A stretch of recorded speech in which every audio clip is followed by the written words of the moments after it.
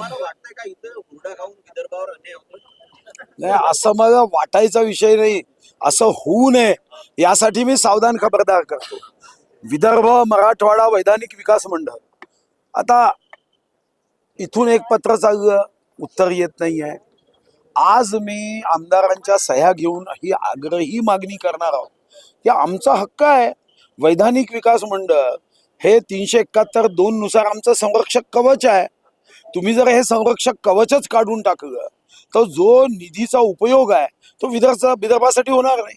आता असंच होत आहे नोकरीच्या बाबतीत. जेव्हा मी विचारलं की विदर्भाच्या लोकसंख्येच्या अनुपातात करारामध्ये तरतूद आहे, नोकरी दिली पाहिजे, तर दिल्या जाते का?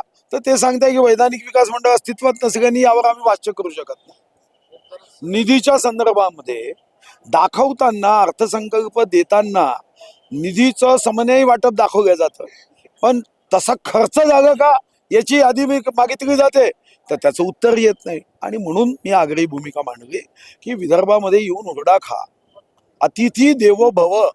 तुम्ही आमच्यासाठी देवा समान आहे, पण वर्तणूक ही देवाची ठेवा, देणाऱ्याची ठेवा.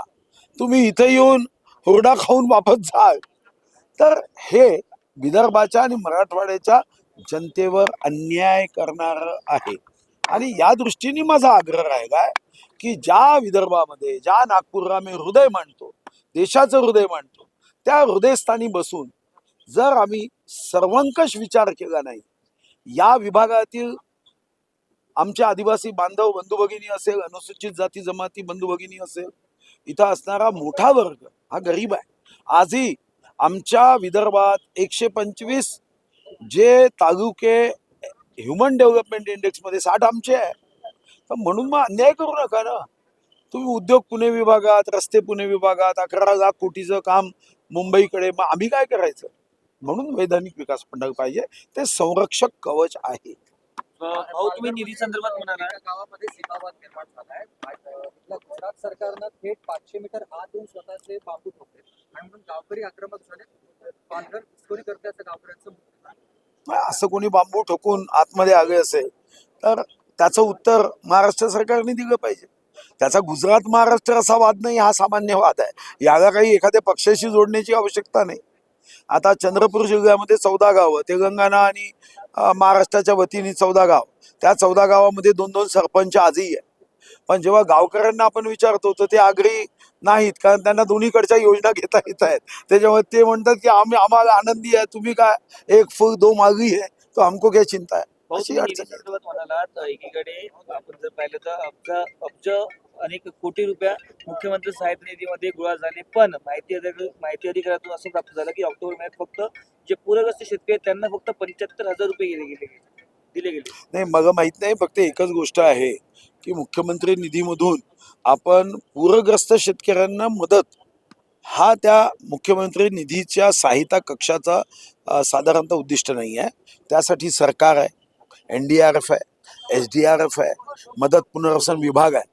CM फंडाचा उपयोग हा अशा आजारासाठी साधारणतः आपण करतो की ज्या आजार जीवनदायी किंवा अशा आयुष्यमान भारत योजनेमध्ये बसत नाही, गरीब कुटुंब आहे, या दोन्ही योजनेमध्ये न बसणाऱ्यांना मदत केली पाहिजे. आणि त्यातून आरोग्यासाठी आपण मदत करतो. पूरग्रस्त किंवा अशा विविध विषयांसाठी सरकारमध्ये अनेक विभाग आहेत की ज्यांच्याकडे निधी उपलब्ध आहे. इव्हन आपल्या DPTC मध्ये सुद्धा या संदर्भामध्ये आपण 5% निधी राखीव ठेवतो. पुणे जमीन प्रकरणामध्ये मुंबई हायकोर्टाने आता पुणे पोलिसांना झापलेलं आहे. त्यांचं असं म्हणणं आहे की उपमुख्यमंत्र्याचा मुलगा आहे म्हणून तुम्ही त्याचं नाव त्या गुन्ह्यात टाकलं नाही का, असं थेट फटकारलेलं आहे पोलिसांना. ठीक आहे, पोलीस उत्तर देईल, ते मी उत्तर कसं देईल? मी काही मंत्री नाही आहे. मला काय माहित राहील त्यांनी काय फटकारलं, काय झिडकारलं, काय शिव्या दिल्या? मला माहिती नाही. हायकोर्टाने झिडकारलं फटकारलं असेल तर पोलीस विभाग गंभीरतेने संवेदनशीलतेने उत्तर दिलं पाहिजे, उत्तर तर्कसंगत असलं पाहिजे. नाही तर पुन्हा हायकोर्ट चाबूक मारेल. सर, उद्धव ठाकरे आता 2 दिवसीय अधिवेशनासाठी येत आहात, काय सांगाल? विरोधक एकीकडे नाही, त्यांना माझा एक सल्ला आहे, त्यांनी वैधानिक विकास मंडळ होऊ दिलं नव्हतं, आता चूक दुरुस्त करावी. आणि त्यांनी विधान परिषदेमध्ये विदर्भ मराठवाड्यावर प्रेम व्यक्त करत या ठिकाणी विदर्भ आणि मराठवाडा वैधानिक विकास मंडळाची मागणी ही उद्धव साहेबांनी मांडावी. मी जाहीरपणे त्यांचं अभिनंदन करतो. विरोधक अधिवेशनाचा कालावधी वाढावा याकरिता आग्रही आहेत. 7 दिवसाचं अधिवेशन, मात्र विरोधी पक्षांची एका विरुद्ध आमदारांची उपस्थिती जी नगण्य आहे, जी पूर्ण अधिवेशनात पाहता तुम्ही एकदा या वेगळ्या विदर्भाच्या नियोजकांना मातोश्रीवर केला होता. विशेषतः उद्धव ठाकरेंनी या अधिवेशनामध्ये उपस्थिती एखादी प्रथा आहे किंवा आमदारांनी उपस्थिती लावली. काय मला काय वाटतं या नाही, अधिवेशनचा कालावधी वाढवण्याची इच्छा विरोधकांची काय, माझी आहे, माननीय सन्माननीय देवेंद्रजींची आहे. आचारसंहिता असल्यामुळे समजा अधिवेशन घ्यायचा निर्णय काहीच घेता येत नाही. गाडी घ्यायची आणि त्याच्यात पेट्रोल ड्रायव्हर काहीच नाही, मग गाडीवर खर्च कशाला करायचा. अधिवेशन घेतल्यावर जर चर्चाच करता येत नसेल, आचारसंहितेचं बंधन असेल, घोषणा करता येत नसेल, निर्णय करता येत नसेल, तर मग काय चर्चा करायची आहे? अधिवेशनामध्ये हा कालावधी वाढावा ही आमची सर्वांची इच्छा आहे. आणि देवेंद्रजींनी BSc मध्ये हे अधोरेखांकित केलं की पुढच्या वर्षीचं अधिवेशन आपण 2-3 आठवडे चालू. साहेब, एका बाजूला बिबट्यांचा बाबत सत्र वाढला होता, तर जयंत पाटील आता असं म्हणाले, ज्या सरकारला बिबटी पकडता येत नाही ते बिबटे काय पकडतात.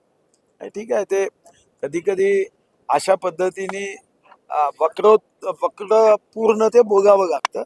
पण ज्यांना कुत्री पकडता येत नाही ते बिबट कसे पकडे वगैरे या त्यांच्या डायलॉगला काही अर्थ नाही. कारण बिबटे पकडण्यासाठी ज्या गोष्टीची आवश्यकता असते कायद्याच्या चौकटीत बिबट पकडावं लागेल. मग जयंतराव कुत्र आणि बिबट पकडू शकेल का जरा विचारा. Thank you sir.